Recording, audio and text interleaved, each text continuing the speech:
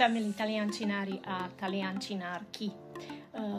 Dnes si objasníme dve talianske slovíčka, ktoré sú medzi sebou veľmi podobné, ale pozor, majú úplne iný význam. Tieto dve slovíčka sú il programma a la programmazione. Il programma, toto slovíčko zahrňa napríklad, keď ide o nejaký, predstav si, že ide o nejaký kurz, napríklad taliančiny, a chceš sa opýtať, aký bude program tohto kurzu, alebo môže to byť aj nejaké podujatie.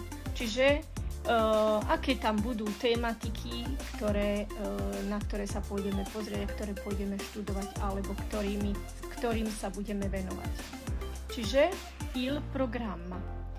Pozor ale, slovíčko la programmazione znamená, čiže môžem sa opýtať, come sarà la programmazione di questo corso? Čiže pýtam sa, ako budú rozdelené na aké dni a na aký časový úsek, teda hodinu, bude rozdelený tento kurz. Napríklad 20 lekcií, 2 krát do týždňa, pondelok a v piatok o 15. Ahoj!